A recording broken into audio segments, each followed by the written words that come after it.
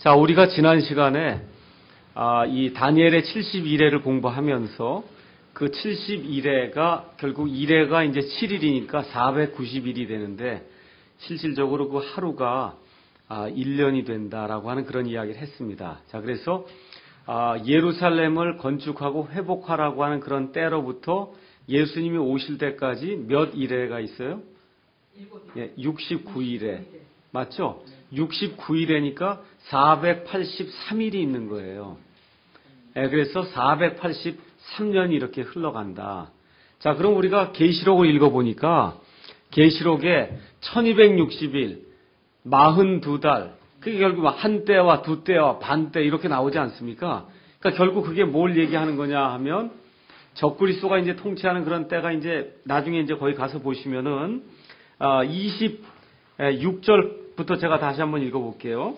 62이대 후에 메시아가 끊어질 터이나 자기를 위한 것은 아니니라. 그래서 메시아가 끊어진 그 이후에 우리가 알지 못한 어떤 기간이 지난 이후에 장차 임할 통치자의 백성이 그 도시와 그 성소를 파괴하려니와 그것의 끝에는 홍수가 있을 것이며 또 그 전쟁이 끝날 때까지 황폐하게 하는 것이 작정되었느니라.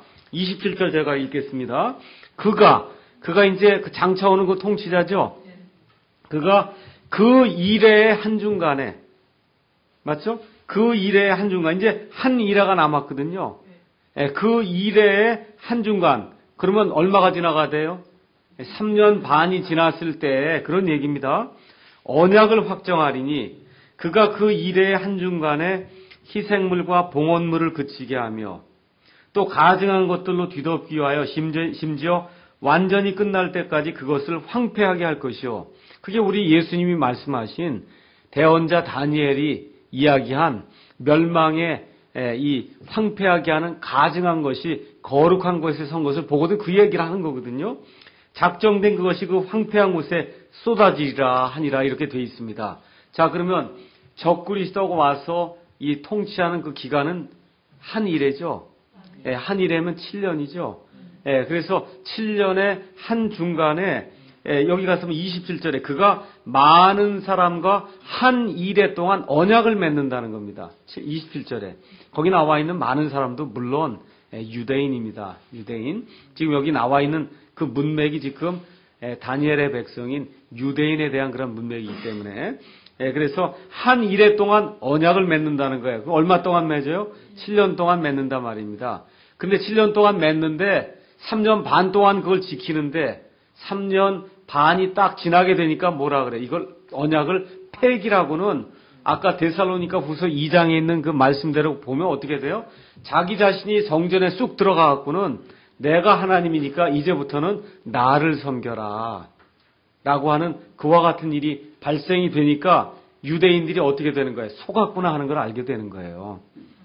유대인들이. 그렇게 되니까 어떻게 돼요? 저 사람이 가짜구나 하는 걸 알게 되니까 이 사람을 배척하는 그런 일이 생기게 되고 그러니까 적그리스도의 엄청난 탄압이 이스라엘 향해서 이제 발동이 되는 겁니다. 그게 얼마 동안? 1260일 동안. 이런 일들이 이제 발생을 하죠. 그래서 유대인들을 향한 그 7년 환란기는 다니엘서 12장 1절 한번 가서 보시죠. 다니엘서 12장 1절에 그때 내 백성의 자손들을 위하여 일어서는 큰 통치자 미가엘이 일어날 것이요 또 고난의 때가 있으리니 그것은 민족이 있은 이래로 그때까지 없었던 고난일 것이며 우리 예수님이 말씀하신 거하고 똑같죠. 창세 이래로 없던 엄청난 고난이 1차적으로 누구에게 임한다는 겁니까? 이스라엘 백성에게 임하는데 그게 이 온 우주 공간에 임하는 그와 같은 환란이다 보니까 거기 남아있는 모든 사람에게도 임하게 되겠죠. 근데 1차적으로는 누구에게 임하는 거예요? 누구에게? 유대인들을 향해서 지금 여기 나와 있는 내 백성의 자손들. 그래서 이스라엘 그 백성의 맨 마지막 때에 예수님의 천년왕국 통치가 이루어지기 전에 그 땅에 남아있는 그 이스라엘 백성의 자손들을 향해서 그와 같은 엄청난 이 환란이 있을 거라는 겁니다. 그때 내 백성이 구출을 받되 책에서 발견된 바 기록된 모든 자가 구출을 받으리라. 이렇게 이제 되어 있습니다. 그래서 유대인들을 향한 7년 환란기 내용이 이제 그 안에 기록이 되어 있습니다. 자, 그러면 제가 나누어 드린 그 유인물의 두 번째 페이지를 이제 가서 보시면은 다니엘의 70일에 이제 그림이 나와 있습니다. 다니엘의 70일의 그림. 자, 가서 한번 보세요. 이방인들의 때가 언제부터 시작이 됐냐면 BC 606년부터 이제 시작이 된 겁니다. BC 606년. 그래서 그 내용이 다니엘서 2장 21절에서부터 45절에 누구부터 시작이 되냐면 느부갓네살 바빌론부터 시작이 돼서 바빌론 다음에 메데 페르시아, 그 다음에 그리스, 그 다음에 로마, 그 다음에 얼마간에 어느 정도인지 모르는 하여튼 시간이 끝난 이후에 맨 마지막 시대도 로마 시대가 된다 그랬어요. 그 로마 시대 맨 끝에 사람의 손으로 하지 않고 이렇게 떠놓은 그와 같은 돌이 와서 온 세상 왕국들을 무너뜨리는 그와 같은 일이 발생하게 되죠. 그 일이 이 천년왕국이다. 이제 성경이 그렇게 기록을 하고 있습니다. 자, 그 일이 언제 끝이 납니까? 이 그림에서 가서 보니까 예수님의 지상 강림 때 끝이 나죠. 맞죠? 이렇게 될 때 스가랴서 14장 4절에 기록된 대로 올리브산이 반으로 갈리는 그와 같은 지진이 생겨서 올리브산이 이렇게 갈리는 그와 같은 거기 산이 갈리는 게 거기 그림에 그려 있잖아요. 맞죠? 그래서 이 이방인들의 때가 이렇게 이제 시작이 돼서 드디어 언제 가서 끝이 나게 되냐면 그리스도의 지상 강림 때 이제 끝이 나게 됩니다. 자, 그러면 지상 강림 전에 어떤 일이 있다는 거예요? 이제 한 일해 동안 적그리스도와 언약을 맺는 그와 같은 일이 이스라엘 백성에게 있게 되고, 자, 그러면 BC 454년에 아닥사스다 왕의 명령에 의해서 뭐 어떤 것이 나갔어요? 예루살렘을 건축하고 회복하라고 하는 그와 같은 명령이 나와서 69일에가 지나가게 되면 AD 30년에 메시아가 와서 메시아가 십자가에서 죽는 그와 같은 일이 생깁니다. 총 몇 년입니까? 483년이에요. 483년. 그래서 예루살렘을 회복하고 건축하라는 명령이 나가는 때로부터 통치자 메시아에 이르기까지 7일에와 62일에, 69일에, 483일 하루를 1년으로 계산하면 483년이 이제 지나게 됩니다. 그리고 26절에 가서 보니까 62일에 후에 메시아가 끊어지는데 자기를 위한 건 아니에요. 뭘 위한 거예요? 이 세상 모든 사람들 위한 대신 속죄의 희생물로서 메시아가 끊어지는 일이 이제 발생을 하게 됩니다. 그 이후에 얼마가 지나는지 모르죠. 그 이후부터 어떤 게 시작이 된 거예요? 교회라고 하는 새로운 유기체가 시작이 된 거예요. 그 전까지는 누가 있었어요? 이스라엘이라고 하는 하나님의 백성이 있었어요. 근데 예수님 십자가에 돌아가신 이후에, 그 다음에 승천하신 이후에 오순절 성령 강림이 이루어지면서 이스라엘이든 이방인이든 상관없이 누구든지 그리스도 안에 있으면 그러면 형성이 되는 그와 같은 예수님의 몸, 교회가 형성이 된 겁니다. 맞죠? 자, 그래서 교회가 형성이 돼서 언제까지 쭉 가는 거예요, 이게? 쭉 언제까지 가는지 몰라요, 지금. 지금 대략적으로 이미 2000년이 지금 돼가는 겁니다. 그렇죠? 이렇게 돼가는 우리는 알지 못합니다. 그런데 하여튼 맨 마지막에 가서 이 올리브산에 예수님의 발이 이렇게 딱 땅에 이렇게 딱 닿기 전에 7년 동안 한 일해 동안 교회가 완전히 들려간 다음에 그러면 이제 다시 어떤 프로그램이 복원이 돼야 됩니까? 이스라엘 프로그램이 복원이 돼야 돼요. 그러니까 69일회가 끝난 이후부터 이 교회의 휴거가 끝날 때까지는 이스라엘이 옆으로 지금 제껴져 있는 상태예요. 지금 하나님이 누구하고 상관하냐 하면 교회하고 상관한단 말이에요. 교회하고. 그러면 이제 마지막 때에는 누구하고 상관하시는 거예요? 주로 이스라엘 백성하고 이제 다시 상관을 하는 겁니다. 그래서 그 7년 동안 하나님께서 이스라엘 백성과 상관하는데 이스라엘 백성만 사는 게 아니잖아요, 이 땅에. 그렇죠? 이방인들이 살고 있지 않습니까? 그렇게 되니까 이스라엘뿐만 아니라 이방인들을 향해서도 동일한 그와 같은 진노의 심판이 내려져서 하나님의 뜻이 온전히 그 7년 동안에 성취가 되는 겁니다. 그러면서 우리가 이 요한계시록 5장 공부하면서 이 어린 양이 와서 이 책의 봉인들을 떼는 거 이제 말씀드렸죠. 7개 봉인. 그게 뭐 하는 거라 그랬어요? 하나하나 그 소유물을 구속하는 거라 그랬죠? 이 세상이 지금 누구에게 넘겨졌다 그랬습니까? 마귀 사탄에게 지금 넘어가 있는데, 그거를 하나님의 그 봉인들을 하나씩 떼면서 그걸 하나씩 찾는 거다, 그렇게 말씀을 드렸죠? 그래서 그 찾는 그와 같은 일이 일어나니까 온 세상에 하나님의 진노의 대접이 이렇게 쏟아져 이렇게 내리는데, 주 타겟은 뭐라 그랬어요? 이스라엘 백성이 돌아오는 겁니다. 이스라엘 백성이 돌아오는 거예요.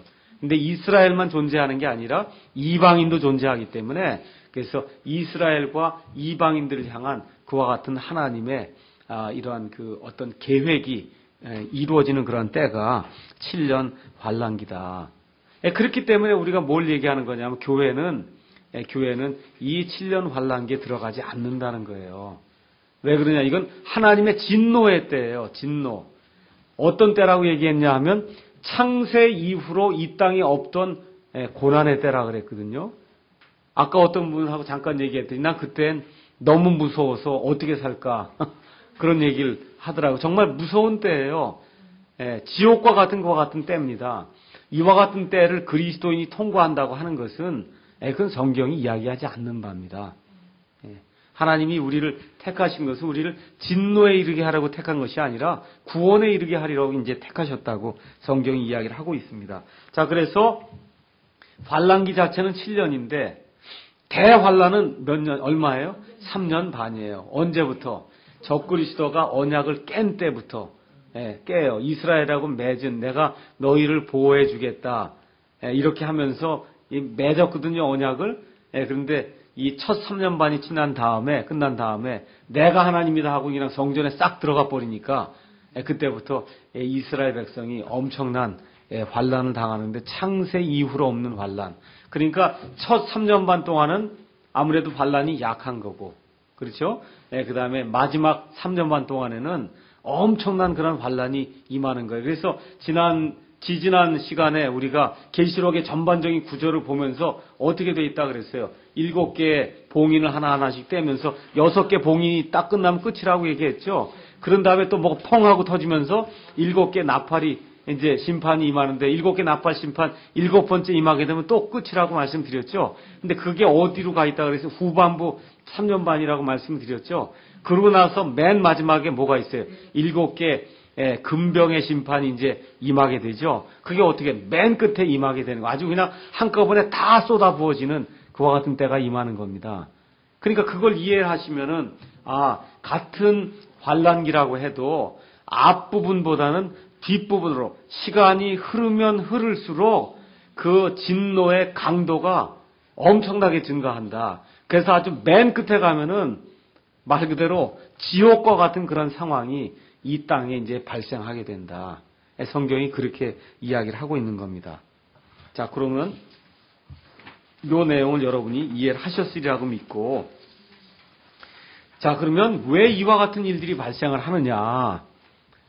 한번 성경 말씀을 통해서 예수님이 신랑과 같이 자기 자신을 이제 신랑이라고 얘기하고, 그 다음에 교회에 속한 사람을 예수님이 신부라고 이야기하면서 요한복음 14장 1절에서 3절 가서 그 다음 장 여러분 26절 가서 보시면은 십자가 사건 전에 우리 주 예수님께서 약속해 주신 그 내용이 요한복음 14장 1절에서 3절에 이제 기록이 되어 있습니다.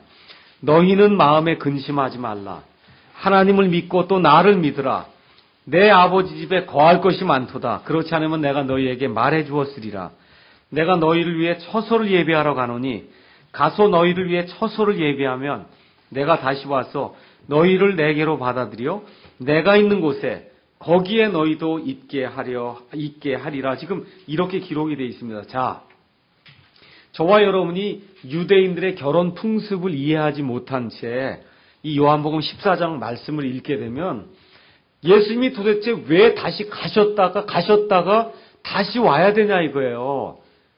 그걸 이해할 수가 없을 거예요. 그럼 유대인들의 결혼 풍습을 간단하게 요약해서 이제 말씀을 드리면, 유대인들은 진짜 결혼하는 때가 있고, 그러니까 남자와 여자가 육체적으로 진짜 결혼하는 때가 있어요. 근데 그 결혼하는 때 전에 정혼이라고 하는 걸 합니다. 정혼. 그래서 정혼을 하게 되면 육체적인 그런 결합은 갖지 않았는데도 불구하고 이미 부부가 된 거예요. 법적으로 부부가 된 거예요. 그때 예를 들어 이혼을 하게 되면 이혼이 되는 거예요. 그때 이혼을 하게 되면 이혼이 되는 겁니다.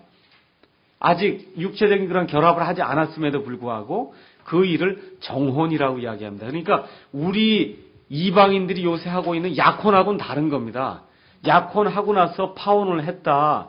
그럼 아직 결혼을 안 했으니까 뭐 좀 어떤 명예에 문제가 갈 수는 있지만 육체적인 그런 접촉은 없었기 때문에 뭐 또 다시 다른 사람을 결혼할 수가 있어요. 근데 유대인들은 그게 아니에요. 정혼을 하면 그게 결혼이 된 거예요. 정혼하면 결혼이 된 겁니다. 그러니까 예를 들어 요셉과 마리아가 있을 때 요셉과 마리아가 이렇게 정혼을 하지 않습니까? 정혼을 해요. 그렇게 했는데 마리아에게 아기가 생겼다고 이야기를 하지 않습니까?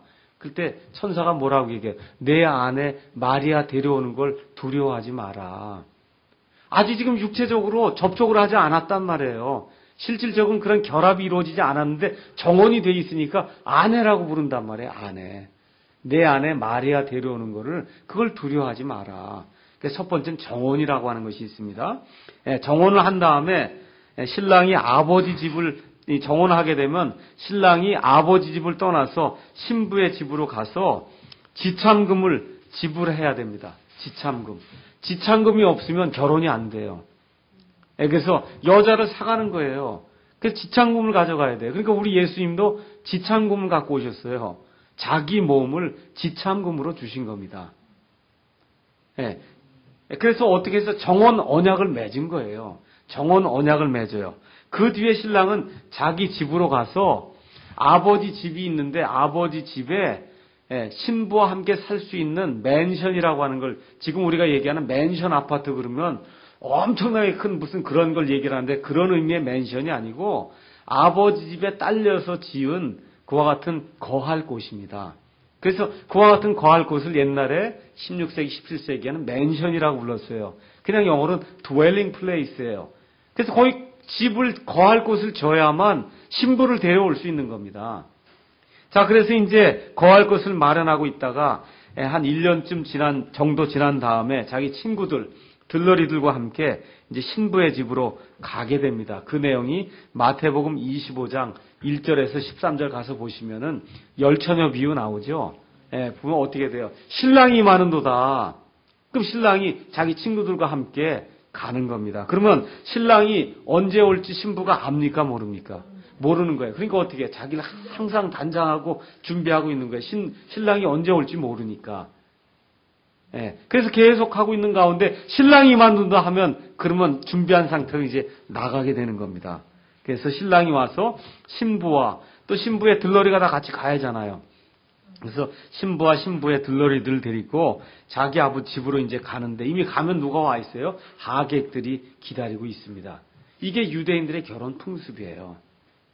그러니까 예수님이 요한복음 14장 1절에서 3절에 내가 내 아버지께로 갔다가 다시 너희에게로 와서 거기 가서 처소를 마련하고 다시 너희에게로 와서 내가 있는데 거기에 내가 너희를 맞아들이겠다. 이렇게 얘기하면 유대인들이 이해했겠습니까? 이해 못했겠습니까? 이해했죠. 우리 이스라엘 백성이 아닌 사람들은 무슨 얘기인지 지금 잘 이해하기가 어렵단 말이에요. 그래서 유대인들의 결혼 풍습 거기 가서 그 다음에 요약을 가서 보면 그러면 이제 남자와 여자가 어디로 들어가냐면 신부방이라고 하는 데로 들어가서 드디어 이제 육체적으로 하나가 돼서 얼마 동안 거하게 되냐면 7일 동안 거기 거하게 됩니다. 우리 창세기 29장 27절 한번 가서 보시죠. 창세기 29장 27절 가서 보시면 야곱이 장가가는 그런 대목이 나옵니다. 야곱이 원래 누구하고 결혼하려고 그랬어요? 라헬하고 하려고 했는데 이게 잘못돼갖고 레아하고 결혼하게 되죠. 29장 27절 가서 보니까 눈을 뜨고 보니까 글쎄 라헬이 아니라 레아였단 말이에요. 그러니까 27절에 그녀를 위해 2회를 채우라는 거예요. 2회. 이 방에 들어가서 2회 동안 같이 둘이 2회 동안 있어야 되는 겁니다. 2회. 아니요. 신랑과 신부가 2회 동안 있어야 돼요. 2회. 7일 동안 신부는 얼굴을 보일 수가 없습니다. 그래서 7일이 끝난 이후에 신랑이 신부를 데리고 그게 밖에 나와서 만인에게 신부를 공개를 하는 겁니다. 이게 유대인들의 결혼 풍습이에요. 자, 그러면 우리 성도들의 휴거와 그다음에 우리 교회가 이제 예수님의 신부인데 신랑 되신 예수님과 신부와의 관계가 어떻게 표현이 돼 있나? 그걸 한번 보자는 거죠. 신랑과 신부는 예수 그리스도와 교회다. 이거 모르시는 분은 없으시죠? 자, 그런데 뭘 맺어야 되면 정혼 언약을 맺어야 하잖아요. 근데 우리 예수님이 새 상속 언약을 주셨죠? 새 상속 언약. 내 피로 세우는 새 상속 언약이다 하시면서 예수님이 지참금으로 자기의 몸과 자기의 살과 피를 다 내어주시고 상속 언약을 맺으셨어요. 그렇게 해서 저와 여러분이 예수님의 교회 안에 지금 들어와 있으면 예수님과 어떤 상태입니까? 정혼한 상태예요. 정혼한 상태예요.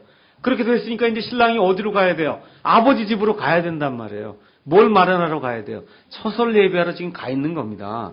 자, 그 떨어져 사는 기간이 지금 교회 시대예요. 교회 시대. 자, 그러면 신부가 어떻게 하고 있어야 돼요? 언제 신랑이 오실지 모르니까 항상 기대하는 그와 같은 마음으로 기대하고 있는 겁니다. 신랑이 자기를 데려갈 때까지.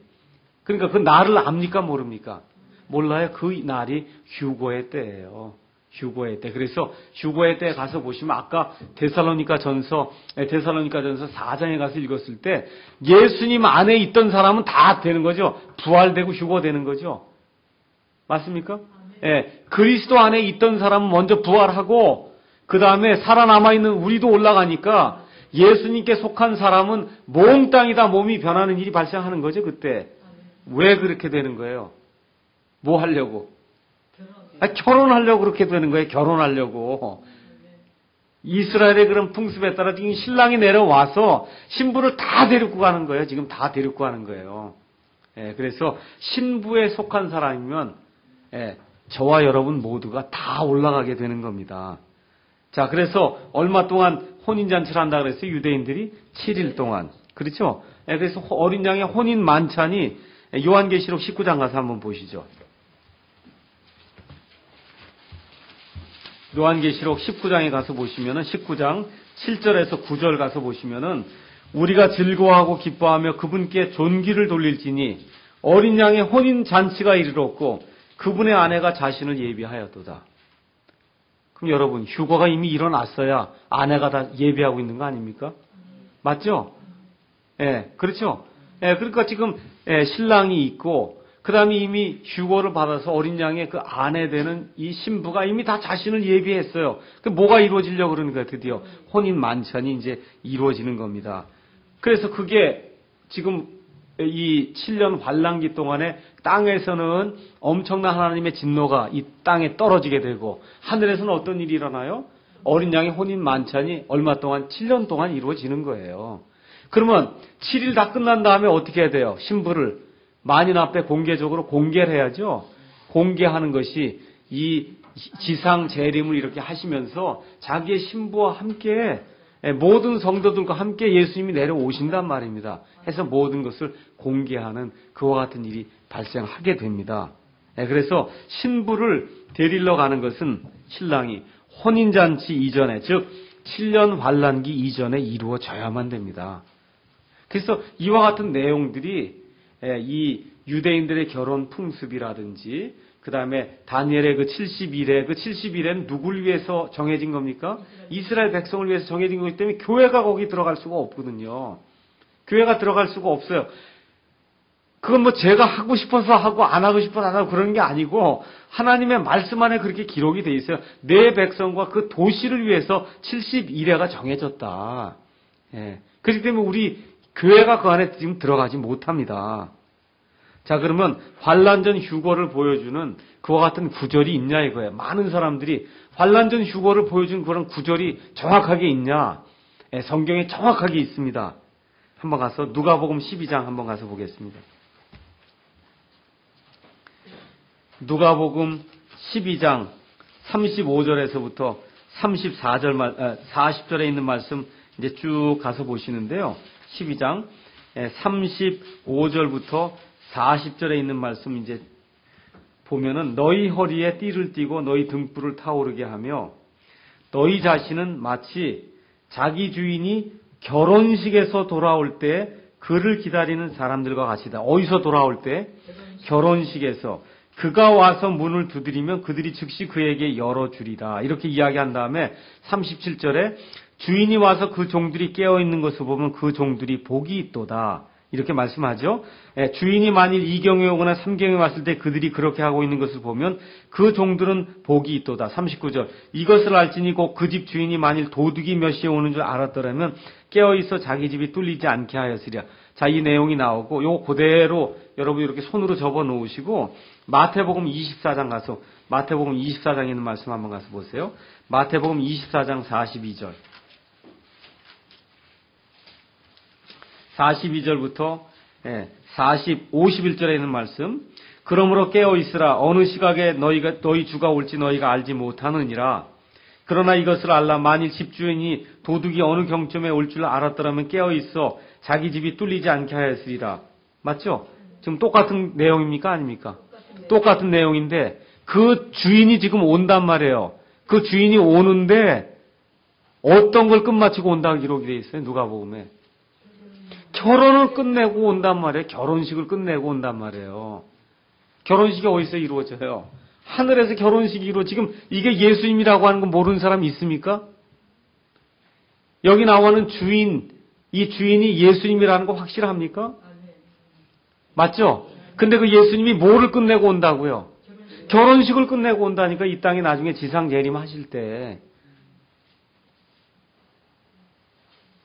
그래서 분명하게 성경 말씀이 자기 주인이 결혼식에서 돌아올 때 그를 기다리는 사람 같이 되라는 겁니다. 자, 그 다음에 또 환난전 휴거. 이제 아까 계시록 19장 7절에서 8절 읽었죠.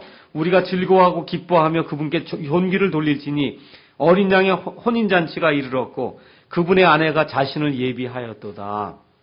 자, 어린 양의 혼인잔치가 드디어 임했거든요. 아내가 이미 예비가 됐으니까 신부가 이미 예비가 돼 있단 말이에요. 그러니까 어떻게 돼요? 이미 휴거가 돼야만 예비가 되는 거 아닙니까? 신부가 이미 하늘에 있는 겁니다. 그러므로 신부는 이미 휴거를 받았다고 하는 사실을 우리가 성경을 통해서 또 알 수가 있습니다. 자, 그 다음에 결혼 풍습 중에 이제 하나만 더 말씀을 드릴게요.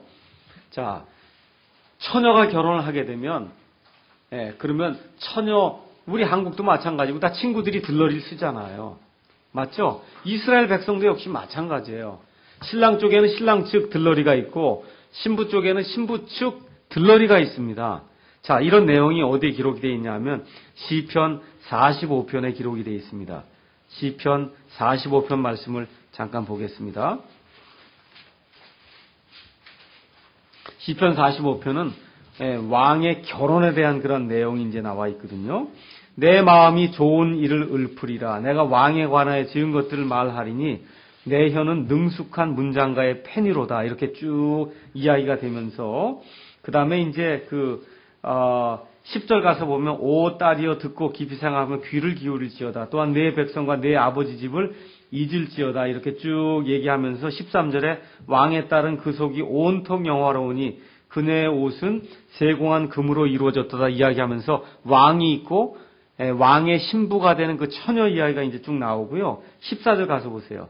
그녀가 수놓은 옷을 입고 왕께로 인도되며 그 뒤를 따르는 그녀의 동료 처녀들도 왕께로 인도되리로다. 이렇게 기록이 돼 있어요. 그러니까 처녀가 있고 처녀들이 있어야 되는 거예요. 맞죠? 처녀가 있고 처녀들이 있어야 되는 겁니다. 저와 여러분은 예수님의 신부로서 한 처녀로 다 정원된 거 맞습니까? 예수님의 처녀가 여럿이 있습니까? 예수님은 한 처녀만 있습니다. 그렇죠? 그게 교회예요. 교회. 그런데 마태복음 25장에 가서 보면 마태복음 25장 한번 가서 보시죠.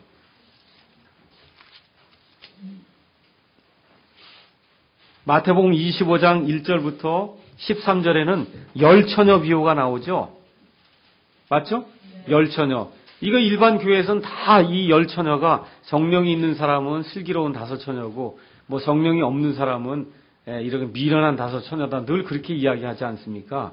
그렇죠? 근데 25장 1절 가서 보세요. 1절에 제일 중요한 단어가 있어요. 첫 번째 단어에 이렇게 밑줄을 치세요. 그때 하늘의 왕국은 마치 자기 등불을 가지고 신랑을 맞으러 나간 열 처녀와 같으리라 이렇게 돼 있어요. 제일 중요한 말이 그때예요. 그때. 그때가 어느 때예요? 예수님이 지금 오시는 때예요. 예수님이 결혼 이제 끝내시고, 그렇게 돼서 이제 오게 되는 그러한 때, 그러니까 여기 같은 경우는 이제 결혼하는 그러한 때가 되겠죠. 그때 하늘의 왕국. 그렇게 되면 여기 열 처녀가 맞으러 나가죠. 이 열 처녀가 신부입니까? 아니면 들러리 처녀입니까? 들러리 처녀예요. 들러리 처녀들이 지금 여기 나오는 겁니다. 여기에. 그래서 그때 지금 이야기 되는 것은 마지막 때에 지금 그 이야기를 하고 있는 거기 때문에 여기 25장에 나와 있는 이 말씀을 지금 우리 교회 시대에 이렇게 1차적으로 적용하는 거에는 문제가 있습니다. 교리적으로 봤을 때. 자, 그래서 신랑의 친구는 그럼 누구냐? 구약시대 성도들이에요. 요한복음 3장 29절 가서 보면 침례자 요한이 누구라 그래? 나는 신랑의 친구라고 이야기하지 않습니까? 신랑의 친구. 자, 그렇게 얘기한다고 해서 또 잘 들으세요. 나는 예수님의 신부고 아브라함이나 뭐 다윗과 이 사람들은 신랑의 들러리에 이렇게 지나지 않으니까 나중에 뭐 우리가 하늘나라에 이렇게 가게 되면 그럼 저 사람들은 우리보다 더 신분이 뭐 낮고 그런 이야기 하려는 게 아니에요. 지금 성경에서 보여주고자 하는 것은 하나님의 가족이 있다는 거예요. 하나님의 가족. 결혼식이 이루어지려면 신랑이 있고 신부가 있고 하객이 있고 다 있어야 되는 거 아닙니까? 그렇죠? 이와 같은 차원에서 이 모든 게 하나님의 가족의 일원으로 이런 일들이 이루어진다. 이걸 보여주는 거지. 우리가 아브라함보다 더 낫고 뭐 다윗보다 더 낫고 이런 얘기하려고 하는 게 전혀 아닙니다. 자, 그래서 구약시대 성도들은 아직 몸이 부활한 몸은 아닌데 예수님이 올라가실 때, 승천하실 때, 부활하실 때 이 다 올라갔습니다. 그래서 몸이 이 지옥에 있는 그와 같은 낙원에서 그래서 땅에 있는 그와 같은 낙원에서 하늘로 이제 올라가 있습니다. 이와 같은 사람들이 신랑의 친구로서 구약시대 성도들이다. 이렇게 이제 이해하시면 되겠습니다. 신부가 이미 준비된 뒤에 들러리들이 이제 오게 되죠. 그래서 휴거 이후에 이제 환란기가 이제 나오게 됩니다. 자, 그러면 몇 가지만 더 제가 말씀을 드리고 오늘 이야기를 이제 마치도록 하겠습니다. 그 첫 번째는 요한계시록을 우리가 지금 공부하고 있죠. 맞죠? 그럼 그 요한계시록 안에 그러면 휴거가 환란기 전에 발생한다는 그런 사실이 나와 있냐? 몇 가지만 이제 살펴보도록 하겠습니다. 첫 번째, 지난번에 우리가 1장, 2장, 3장 공부하면서 2장, 3장에는 교회가 많이 나오죠. 근데 3장 이후부터 교회가 나옵니까? 안 나옵니까? 19장까지. 교회가 일단 안 나와요. 자, 그 다음에 그게 제일 중요한 거예요. 교회가 안 나온다니까요. 그 없으니까 안 나오는 거예요. 제일 중요한 거예요. 교회가 없습니다. 그 안에. 자, 그 다음에 이제 봐야 될 게 계시록 2장 7절 한번 가서 보시죠. 계시록 2장 7절 한번 가서 보시면 귀 있는 자는 성령께서 교회들의 말씀하시는 것을 들을지어다. 이게 몇 번 나옵니까? 7번 나오겠죠. 7교회가 나오니까. 그렇죠? 귀 있는 자는 성령님께서 교회들의 말씀하시는 것을 들을지어다. 이게 나오는데, 자, 똑같은 구절이 요한계시록 13장 9절 한번 가서 보세요. 요한계시록 13장 9절에 가서 보시면 환란기에 들어가 있는 그러한 사람들을 향한 메시지가 지금 나오거든요. 13장 9절 가서 보세요. 누구든지 귀가 있거든 성령님께서 교회들에게 말씀하시는 것을 들을지어다. 이렇게 돼 있어요? 아니면 누구든지 귀가 있거든 들을지어다. 그렇게 돼 있어요? 그렇죠. 교회가 있어요? 없어요? 없어요. 똑같은 얘기인데 왜 없을까요? 논리적으로. 교회가 이 안에 지금 없다니까요. 이 안에. 그래서 이런 말씀이 나오는구나. 그 다음에 또 우리가 지난번에 요한계시록 3장 10절 필라델피아 교회 공부하면서 내가 나의 인내의 말을 지켰은즉 나도 너를 지켜 시험의 시간은 면하게 하리라 이렇게 말씀해 줬잖아요. 그러면서 그것은 곧 앞으로 온 세상에 임하여 땅에 거하는 자들을 시험하는 시간이다. 이거 임했습니까? 임하지 않았습니까? 임하지 않았죠? 네, 이건 예언의 말씀이에요. 물론 필라델피아 그 교회에게도 어떤 시험의 시간이 있긴 있었을 겁니다. 그렇죠? 근데 그걸 면하게 해주신 건 사실이에요. 근데 이게 궁극적으로는 언제 성취가 되겠어요? 환난기 때 성취가 됐잖아요. 그 환난을 면하게 해주겠다고. 그래서 영어로 가서 보면 I will keep thee from the hour of temptation에서 keep from이 돼 있어요. 들어가지 못하게 한다는 얘기입니다. 들어가지 못하게 해요. 환난 가운데서 환난을 거치고 있는 가운데 지켜주는 게 아니고 환난 속에 아예 못 들어가게 하는 게 keep from이라고 하는 단어는 들어가지 못하게 된다는 겁니다. 자, 그 다음에 이제 우리가 또 배운 게 뭐가 있냐면 4장에 가서 보니까 24장로가 나오는데 24장로를 이렇게 살펴보니까 24장로가 구원받은 사람들이라고 하는 사실을 금방 알 수가 있었습니다. 근데 그 사람들의 머리에 뭐가 있어요?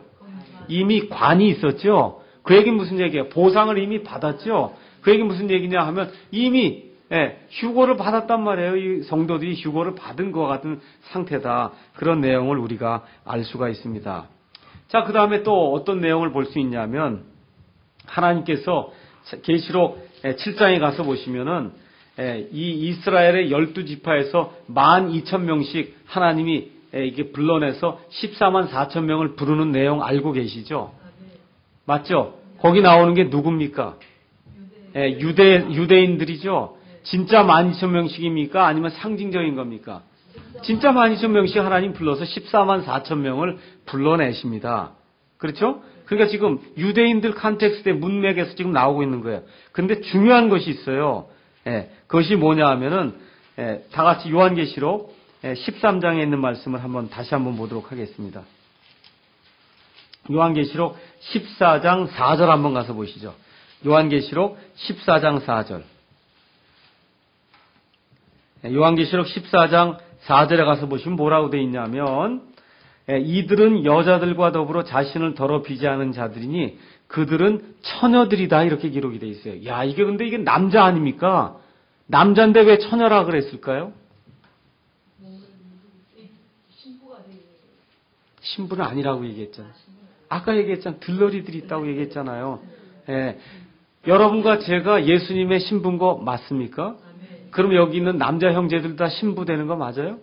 그 똑같은 얘기예요. 지금 여기 남자는 남자인데 처녀의 역할을 하는 신부가 있을 때 신부의 들러리라는 그런 처녀들이 있듯이 그런 의미의 처녀란 얘기입니다.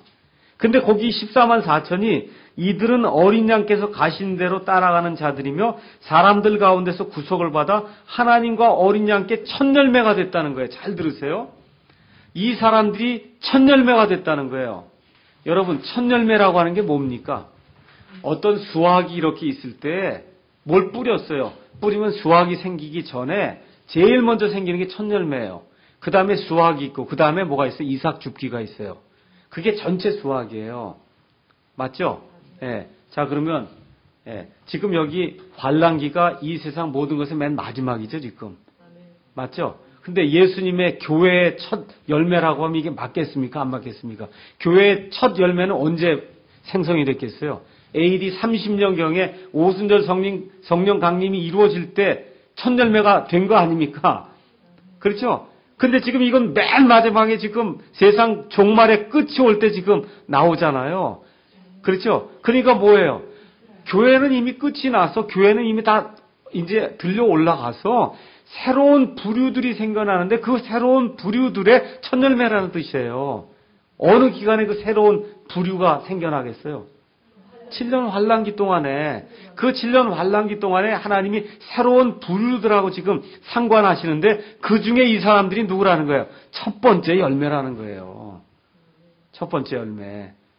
그러니까 교회는 있어요? 없어요? 없어요. 교회는 이미 다 휴고가 돼서 없고 새로운 부류가 이 땅에서 하나님께 구속을 받는단 말입니다. 그들 중에 첫 번째 열매가 누구예요?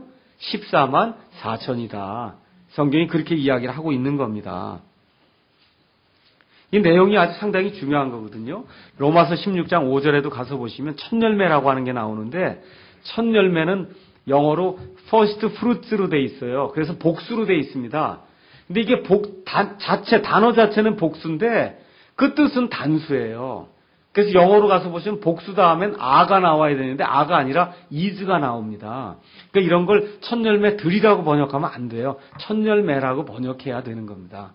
그래서 이걸 갖고 자꾸 또 첫열매들이라고 주장하는 그런 사람들이 있는데 그게 그런 뜻이 아닙니다. 자, 그래서 이와 같은 그런 사실들을 이렇게 종합을 해볼 때 교회는 이 계시록 안에서 3장 이후에부터 시작해서 19장까지 교회는 안 나옵니다. 그래서 이런 사실들을 종합해 볼 때 이 교회의 휴거는 7년 환란기 전에 이루어진다고 하는 사실을 우리가 알 수가 있습니다.